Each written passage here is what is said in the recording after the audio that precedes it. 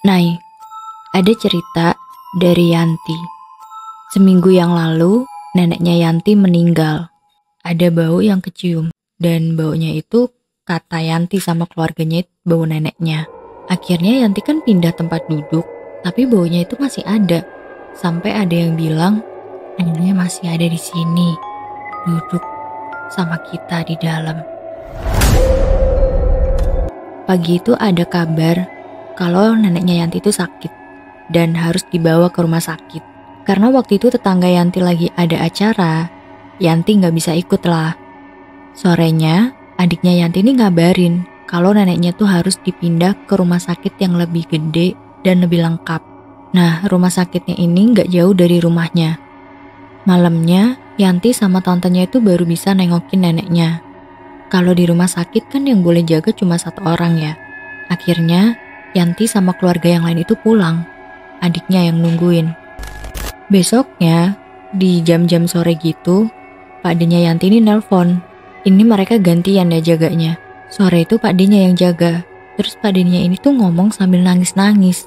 Simbuk Lin, Ki Reneo. Yang artinya itu, Nenek Lin, cepet kesini. Mereka ngasih tahu keluarga yang lain dulu. Baru ngumpul, terus berangkat ke rumah sakit. Di situ keluarganya Yanti tuh nangis semua. Karena yang boleh masuk itu cuma satu orang. Ganti-gantian yang masuk buat ngeliat kondisinya. Dan Yanti ini dulu pernah tinggal bareng sama neneknya lumayan lama. Kurang lebih 1 tahun. Ada hal yang aneh. Sebelumnya nafasnya neneknya Yanti ini kedengeran kayak orang ngorok. Dan neneknya ini udah gak bisa diajak ngobrol. Matanya juga udah ketutup. Padahal sebelumnya tuh masih bisa ngomong walaupun ya emang udah susah. Setelah ditungguin mereka, nafasnya nenek Yanti tuh udah mulai membaik. Akhirnya mereka ganti-gantian kan buat ngajak ngobrol neneknya. Yanti di sini ngomong, maaf kalau ada kesalahan dan makasih udah ngerawat Yanti. Jadi nafas neneknya Yanti ini berhenti, balik lagi, berhenti dan ada lagi gitu. Oh, jadi gak langsung meninggal ya. Sampai detik-detik terakhir neneknya meninggal itu, ada isyarat gerakan tangan 2 kali. Akhirnya kan dicek sama dokter. Dan emang ini yang terakhir. Neneknya Yanti emang udah meninggal. Cerita soal neneknya Yanti, orang zaman dulu kan banyak ya yang belum mengenal agama. Nah, neneknya Yanti ini termasuk salah satunya. Ibunya Yanti aja tuh belajar agama bisa dibilang pas udah punya anak 2. Jadi neneknya Yanti tuh gak pernah ibadah. Malam itu selesai pemakaman, yang lain kan pada bersih-bersih badan kan. Sambil nunggu saudara-saudara yang lain, mereka ngobrol-ngobrol. Jalan pulang, di dalam mobil itu ada tante sama 3 anaknya. Yanti ngingetin mereka, nanti sebelum tidur, cuci-cuci dulu ya, ganti baju. Karena kata orang tua zaman dulu, kalau selesai melayat tuh harus cuci muka, tangan, kaki, dan ganti baju. Kalian gitu nggak? Sampailah mereka dan langsung masuk ke rumah. Gak lupa Yanti sama anaknya ini bersih-bersih, tapi nggak mandi karena udah jam 11 malam. Malam itu, Yanti nggak bisa tidur. Dia denger ada suara dari rumah tantenya. Kayak gini sih. Yanti yang udah capek banget kan gak terlalu peduli ya. Besok paginya pas mau antar anaknya ke sekolah, di depan gerbang itu ada bungkusan plastik.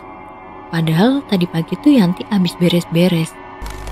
Balik lagi ke pemakaman, biasanya kan ada pengajian 7 hari ya. Malam itu Yanti nginep di rumah Pak D-nya. Ada banyak keluarganya yang lain juga yang ngumpul di situ. Tiba-tiba ada bau yang kecium dan baunya itu kata Yanti sama keluarganya itu bau neneknya. Akhirnya Yanti kan pindah tempat duduk, tapi baunya itu masih ada. Sampai ada yang bilang, neneknya masih ada di sini, duduk sama kita di dalam. Keanehan itu mulai terjadi, gak cuman sampai di sini doang. Pas anaknya Yanti ini nginep sendirian di rumah Pak D-nya, 2 hari di sana dia tuh masih baik-baik aja. Dia juga bawa bantal guling kesayangannya biar bisa tidur. Setelah pulang dari sana, anaknya ini tuh ngeluh sakit, pusing, dan badannya emang demam. Malamnya, anaknya Yanti tuh sering nyebut-nyebut nama neneknya. Karena Yanti ngerasa khawatir, besoknya Yanti cerita ke ibunya. Ibunya bilang kalau anaknya ini kena sawan. Terus ibunya Yanti tuh nyuruh ke toko kembang buat beli kembang sawan orang meninggal.